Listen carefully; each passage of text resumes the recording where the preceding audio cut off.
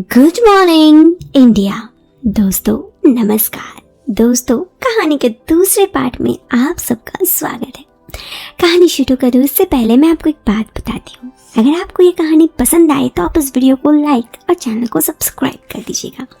साथ ही इस कहानी को सुनते वक्त आप ईयरफोन या फिर हेडफोन का उपयोग कर सकते हैं। इससे इस कहानी की ऑडियो क्वालिटी आपको पसंद आएगी। कहानी आगे करूं इससे पहले इस कहानी के बारे में थोड़ी सी बात। ये कहानी पूजा की है, जो यूँ तो हरियाणा की थी लेकिन दिल्ली में रहकर गुरुग्राम में कॉलेज में पढ़ाई कर रही थी और वो अपने घर वालों को बहुत मानती थी। उसने अपना बॉयफ्रेंड भी नहीं बनाया था क्योंकि घर वालों की मर्जी से शादी करना चाहती थी। उसका एक दोस्त था फॉर्मल ऋषि। एक बार पूजा के 1,30,000 रुपये पैसे जो कि कॉलेज में देने के थे खो जाता है, तब वो ऋषि को बताती है पैसे के लिए। ऋषि उसका पैसे की मदद तो करना चाहता है। फिर आगे तो ऋषि ने मुझसे कहा कि पूजा आज रात उसी दोस्त का फ़ोन आया और उसने बोला 1,30,000 की जगह 2 लाख रुपए मिल जाएंगे अगर तुम एक आदमी के साथ रात गुजारो।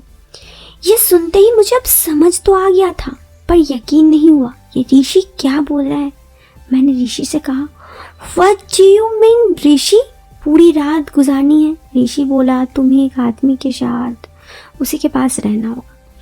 मुझे ऋषि पे बहुत गुस्सा आया और मैंने उसे तमाचा मार दिया और रोते हुए हॉस्टल पहुंच गई।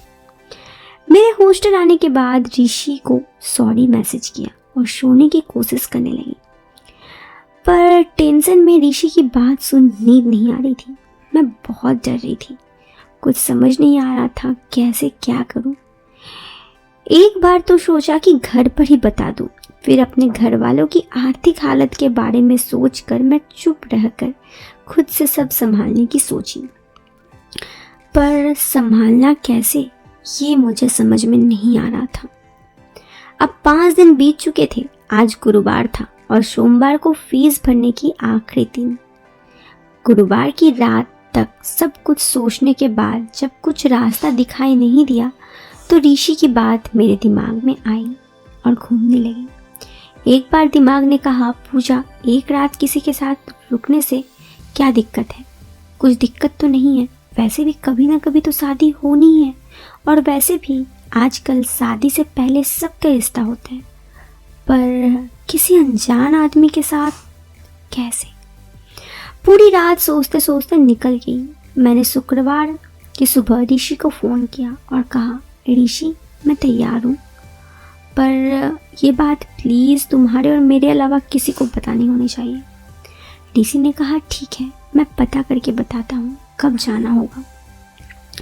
ऋषि आधे घंटे बाद मुझे फ़ोन किया और अपना अकाउंट नंबर मांगा और कहा कि इसमें अभी 50,000 आ जाएंगे और बाकी के बाद में, और तुम्हें आज ही रात को जाना पड़ेगा। तुम वार्डन को बोल देना तुम घर जाओगी आज शाम को। मैंने ऋषि की बात मान ली और वैसा ही किया। ऋषि ने मुझे 6 बजे हॉस्टल से ले आया और एक जगह जाकर हम दोनों खड़े थे। मुझे बहुत डर लग रहा था। तभी वहाँ एक सफ़ेद गाड़ी आकर रुकी और उसमें से एक लड़का निकला। लड़के ने ऋषि से हाथ मिलाया और मुझसे कहा डरो मत, मैं ऋषि का दोस्त हूँ, मैं आपको वहाँ छोड़कर आऊँगा, फिर कल दोपहर लेने भी जाऊँगा, फिर ऋषि आपको यहीं से ले जाएगा, हॉस्टल छोड़ देगा। और फिर मेरे साथ चलने को कहा। मैं चुपचाप गाड़ी में बैठ गई। ऋषि का दोस्त जिसका नाम अंशुल था आगे की सीट में ड्राइवर के साथ बैठा। रास्ते में अंशुल ने कहा तुम बहुत प्यारी हो, तुम्हें मैं सचिन सर के बारे में बता देता हूँ और सचिन सर को पास छोड़ भी देता हूँ। रास्ते में उसने सचिन सर के बारे में बताया। अंशुल ने कहा सचिन सर 34 साल के हैं और बड़े बिजनेसमैन हैं। भारत में उनके कई बिजनेस हैं और सब कुछ बताया। अंशुल ने यह भी बताया सचिन सर की कभी शादी नहीं हुई। एक बार शादी तय हुई, लेकिन जिस लड़की से उनकी शादी होनी थी वो लड़की मंडप से अपने बॉयफ्रेंड के साथ भाग गई। उसके बाद सचिन सर ने कभी शादी नहीं की और अपने आप को काम में व्यस्त कर लिया। करीब 45 मिनट बाद हम सचिन सर के घर पहुंचे। उसे घर कहना शायद ठीक नहीं होगा, वो एक महल से कम नहीं था। घर पे गेट में 2 गार्ड खड़े थे। गाड़ी अंदर गई। ड्राइवर ने घर के दरवाजे पर कार रोकी और मैं और अंशुल गाड़ी से उतरकर अंदर गए तो देखा एक बड़ा सा हॉल था जिसमें सोफे में कोई आदमी बैठा था। देखने में 34 की उम्र का सचिन नहीं लगा, मुझे लगा कोई है। ये सचिन का छोटा भाई हो सकता है, वो जिम वगैरह करता होगा। उसकी हाइट 5 फीट 11 इंच है। हम जैसे ही थोड़ा करीब पहुंचे अंशुल ने बताया यही सचिन सर हैं और मुझे उनसे इंट्रोड्यूस करा। मैं घबराते हुए उनसे हाथ मिलाई तो उन्होंने बैठने के लिए कहा। तभी अंशुल बोला कि सचिन अंदर जाओ, शायद मुझे जाना चाहिए। कहा चलो मैं चलता हूँ, कल 10 बजे तक आ जाऊँगा। ये बोलकर अंशुल चला गया और सचिन अंदर चला गया। थोड़ी देर बाद 2 चाइनीज़ या पहाड़ी सी दिखने वाली लड़कियाँ आई और मुझे कहा चलो अंदर। मुझे कमरे में ले गई। वो कमरा वैसे तो कोई मॉडल या हीरो हीरोइन के लिए तैयार होने के लिए जगह होगी। उन्होंने मुझे कहा हम तुम्हें दुल्हन की तैयार करेंगे क्योंकि सचिन सर तुम्हें अपने दुल्हन की तरह देखते हैं। मैं समझ तो गई थी आज बिना शादी के ही मैं दुल्हन बनने वाली थी। मैं बहुत घबराई। उन्होंने मुझे कुर्सी पे बैठाया। मैं बहुत डर भी रही थी।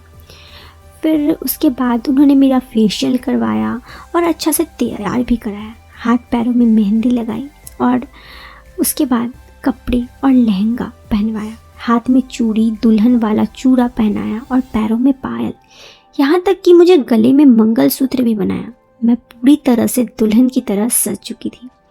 मैंने जब अपने आप को खुद को शीशे में देखा तो यकीन नहीं हो रहा था कि मैं इतनी ज़्यादा खूबसूरत लग रही हूँ। फिर मुझे वो लोग एक कमरे में ले गए। कमरे में जाते ही देखी कि बेड फूलों से सजा हुआ था। मैं बहुत डर रही थी। कुछ समझ में नहीं आ रहा था क्या होने वाला था, हालांकि मुझे पता था कि क्या होने वाला है। करीब 15 मिनट बाद सचिन आए कमरे में। दरवाज़ा बंद किया, एसी का टेम्परेचर 16 पे रखा और मेरे साथ हाथ में बैठे और कहा तुम मेरी पत्नी हो मानो और मैं तुम्हारा पति। मैं काफ़ी डर रहा था, बहुत ज़्यादा ही मैं डर रही थी। तो उन्होंने मुझे कहा डरो मत। थोड़ी बहुत डर तो फिर भी मुझे लग रही थी। खैर वो रात 5 बजे हम सोए। सुबह 11 बजे नींद खुली। नींद खुलने के बाद मैं जाके फ्रेश हुई और उसके बाद अंशुल यहाँ पे आया। उसने डाइनिंग टेबल पर नाश्ता लगा हुआ था। हम नाश्ता किए, फिर अंशुल आने का वेट करने लगे। सचिन ने मुझे बाकी के पैसे और एक बैग दिया जिसमें मेरे लिए कुछ ब्रांडेड कपड़े थे। अंशुल 2 बजे वहाँ पहुँचा। मैं जैसे ही अंशुल के पास जाने लगी तभी सचिन ने मुझे कहा रुको ना। फिर हम दोनों थोड़ी वक्त बिताएं। उसके बाद सचिन की गाड़ी से हम ऋषि के पास पहुँचे। मैं ऋषि के साथ मोटरसाइकिल पे बैठ के हॉस्टल की ओर चल दी। ऋषि ने मुझे हॉस्टल में जाने से पहले कुछ दवाई वगैरह दे दी। मैंने ऋषि से कहा ऋषि जो हुआ इसका पता किसी को नहीं होना चाहिए।